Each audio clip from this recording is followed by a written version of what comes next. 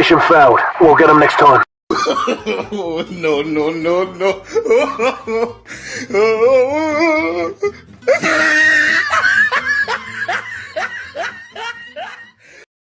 So Wagwan guys, what is up? It's Internet Troy UK here, back for another video, and today you are seeing some Splitgate gameplay in this video that I recorded earlier using my Xbox and my Elgato capture card. And I would just like to clarify some things before we get directly into this video about the gameplay. Now, as you are watching, you will probably notice that my character constantly throws portals out all the time. That's because of my disability and the way that I hold my controller. I'm constantly pressing LB, and most of the time it messes me up.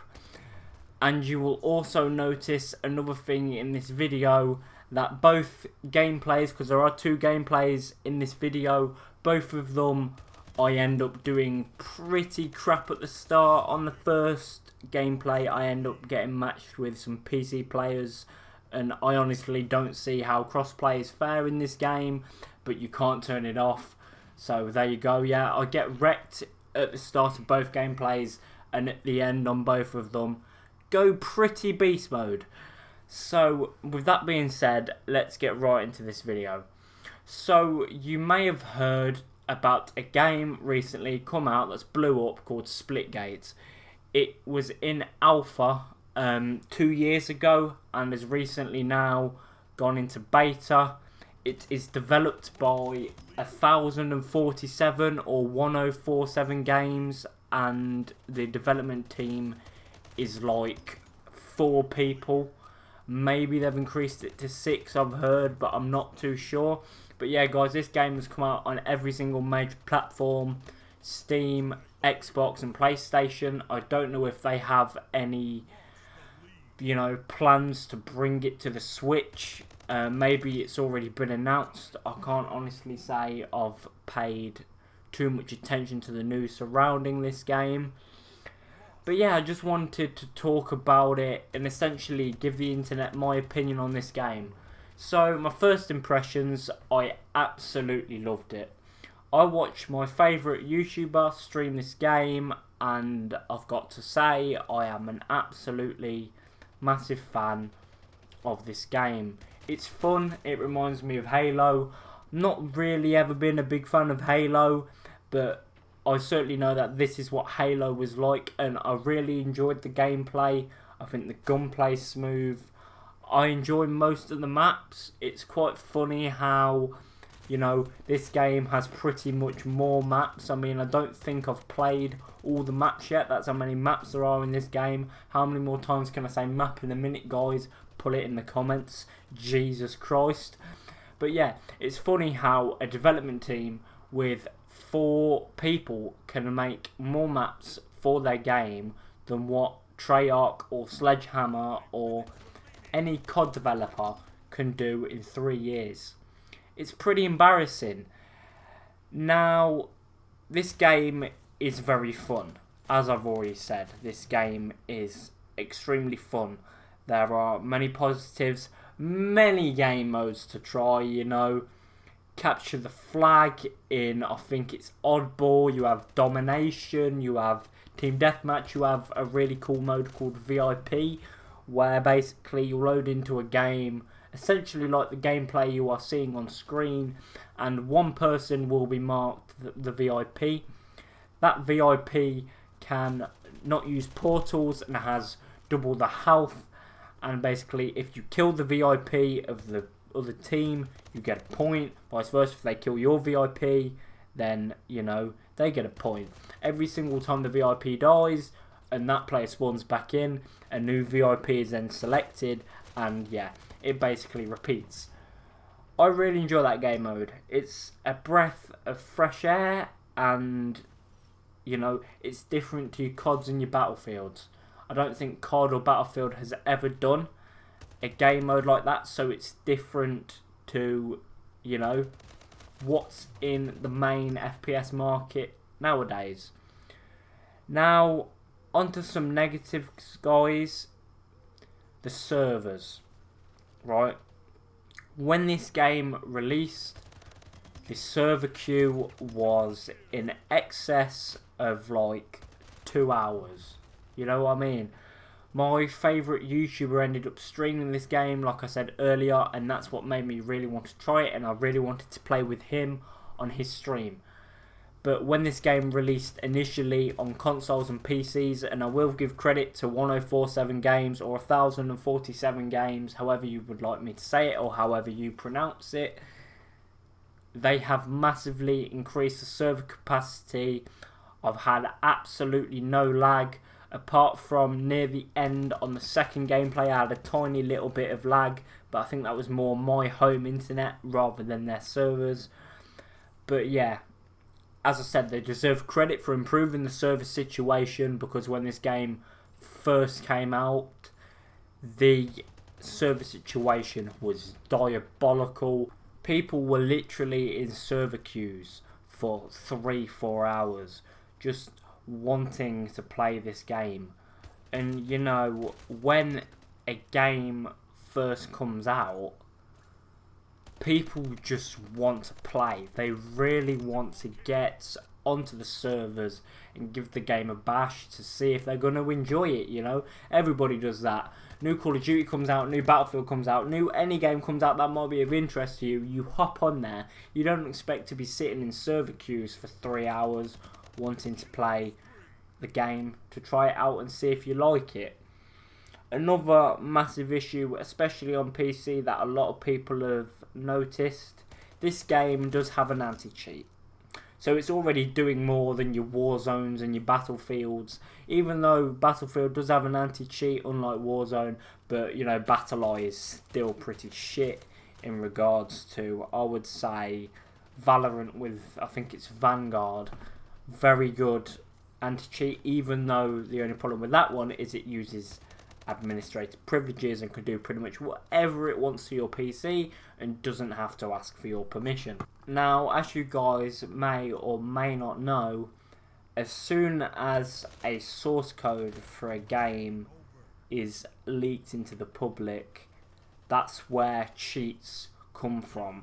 So for example, if you go on Engine Owning, they're a company that make cheats. If you go on their website and you ever think to yourself, wow, how do they make these cheats? It's all related to the source code. The source code is essentially the code that a game is built upon. You know, like a programming language, or exactly like a programming language. The code of a game is essentially the programming that goes into the game.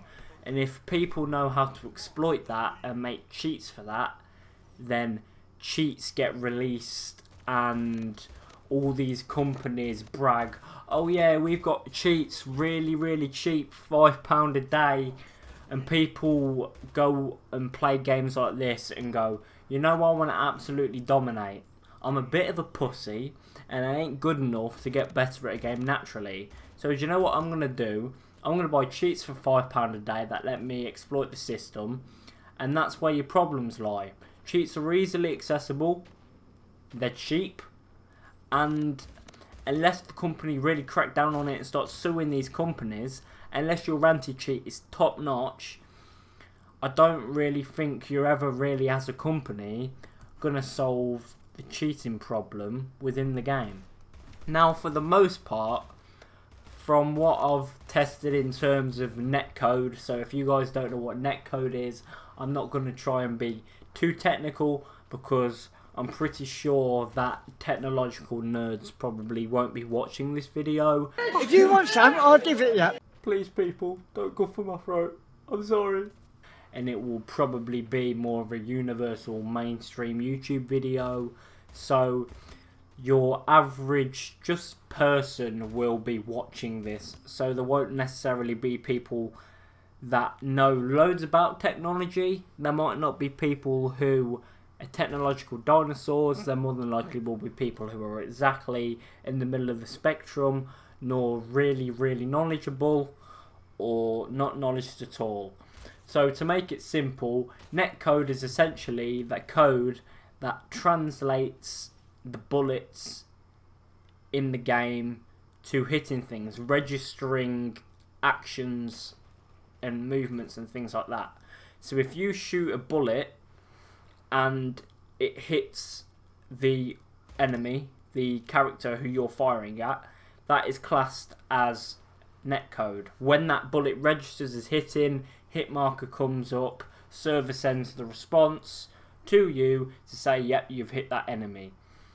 Netcode can be pretty poor depending on how well the developers make it.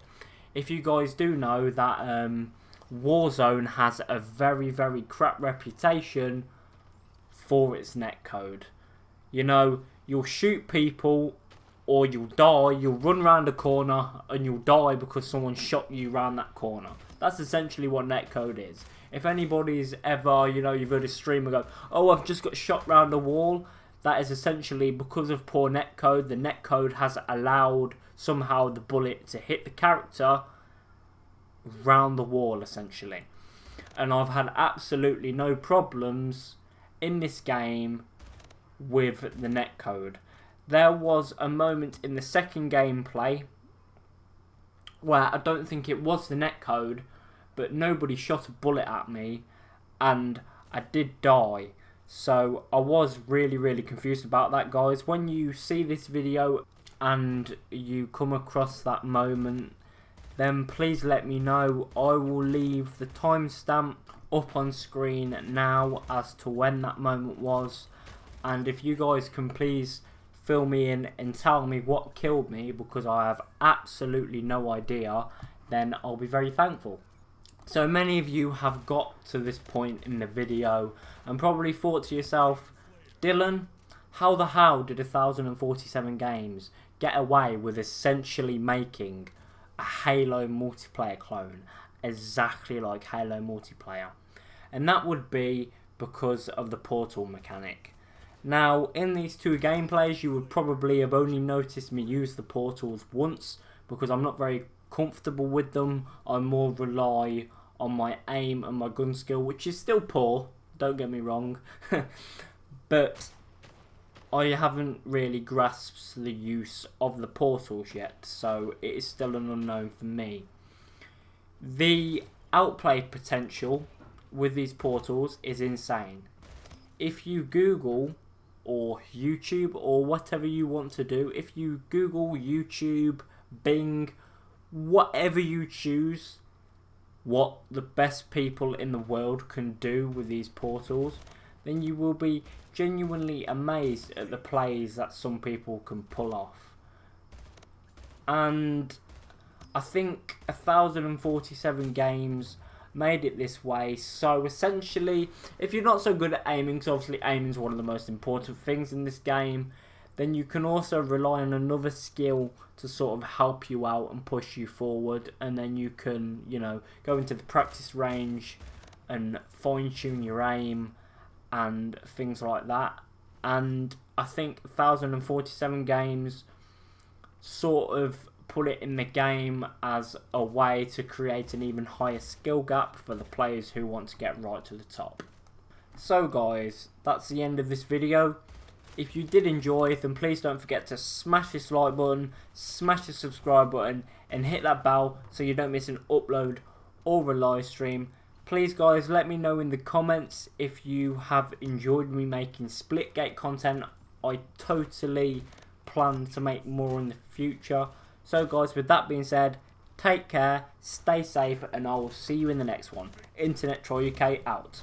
Peace.